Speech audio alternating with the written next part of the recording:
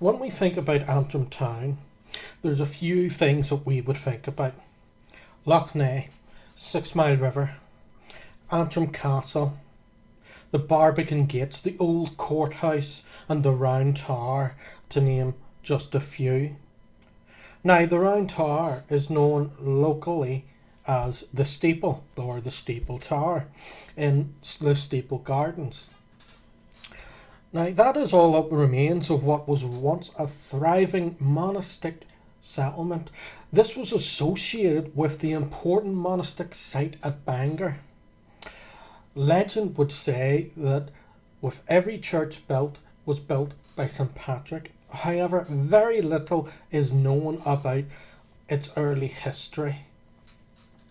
Though it is believed to be founded by St. Ed in 495 AD, the founder of Bangor named Comgo and also another person named Durtact have also been referenced. The Round Tower once stood 50 metres from a ruined church. Now, that was removed in 1819 with the repurposing of the domains.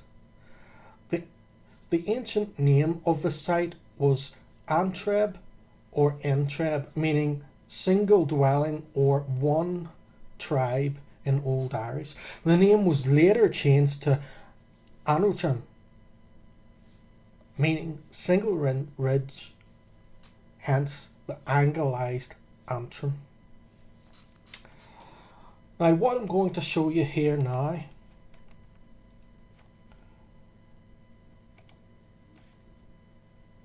is going to be a picture of what it may have looked like inside the Round Tower.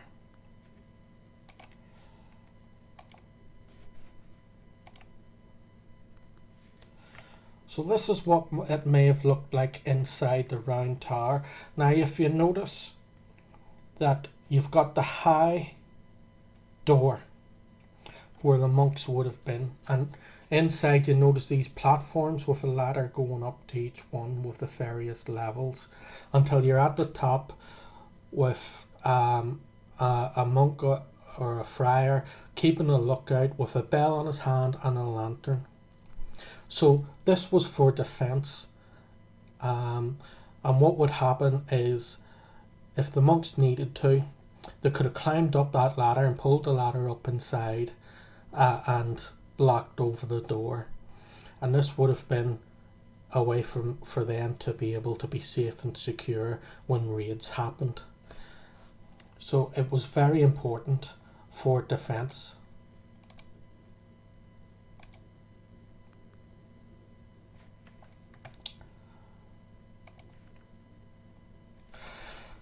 So one of the features is one of the things about the Antrim Round Tower is that it's a beautiful example of early round towers. It's near perfect. It's nearly perfectly round. There is a recognisable trait to the Round Tower as well, and that comes in the form of a cross that is above one of the windows, and that cross is a Celtic cross that has been carved into the stone, which is featured here.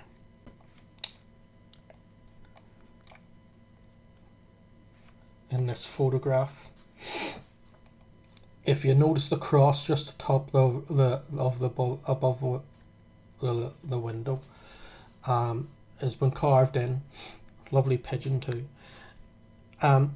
So there's no doubt here that this was an early Christian dwelling with a whole monastery as well. We know as well, what we all know as well too, is that the round tower, if you notice, is on top of a mound, which you should see in this next picture that I'm showing you. Now, if you notice, it looks a little bit like an island. So this really suggests that the surrounding land was levelled off in the probably late 18th or early 19th century, and this would have been done when it was privately owned. So any traces of the original ecclesiastical buildings were removed and replaced in the possibly at this time. Now, if you notice the top of the tower, it was at the right at the top of the cone shape. You have this conical cap. Now, this was replaced early in the 1800s. The reason why it was replaced is because of a lightning strike on the cap. Then this was between 1819 and 1822. Now, we all recognise the stone beside it, so we do. Now, this is locally known as well as the Witch's Stone. Now, the Witch's Stone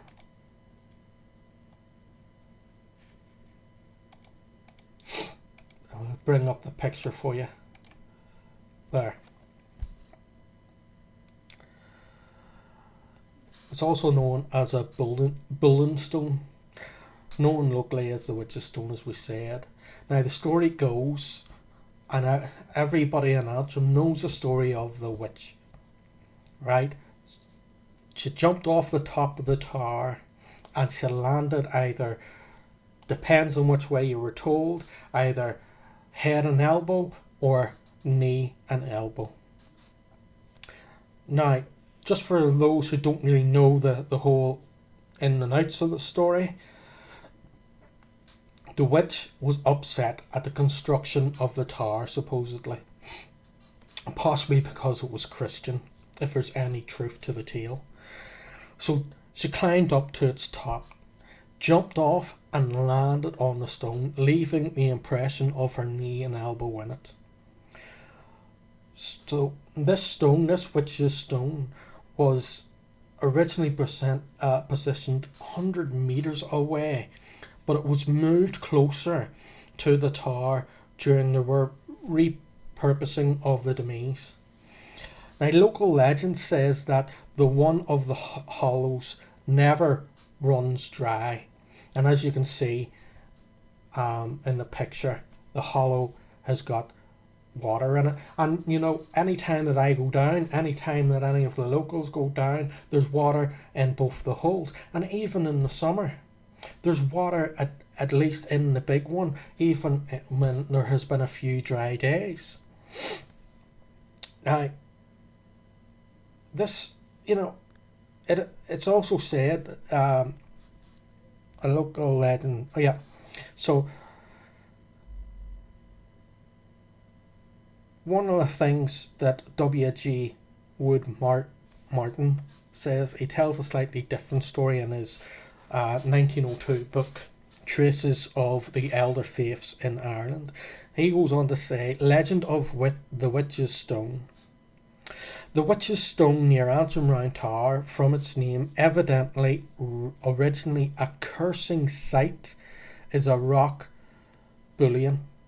The tower, according to current tradition, was erected by a hag, who, when it was finished as the readiest way of descending, took a flying leap and alighted on the stone.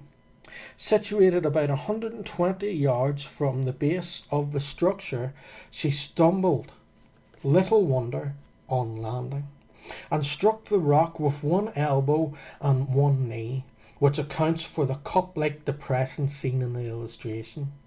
These, as is usual, are stated never to be without water. The largest cavity is 15 inches long, 12 inches wide, and 9 inches deep. The smaller depression is 6 inches wide and 3 inches in depth. The rock itself is 6 foot long by 4.5 foot broad. It lay originally by the side of a brook, but many years ago the stream was diverted. A wall was built between it and the stream, and the enclosed area converted into a garden. So, despite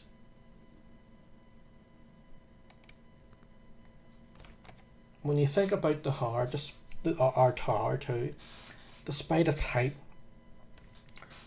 it's quite hard to see it from a road. Simply because you've got these gorgeous trees, gorgeous natural trees, in the garden. Now, what I want to show you too is just this picture of the tower. And if you notice, what you'll notice in this picture is that in it there's something that we wouldn't see today.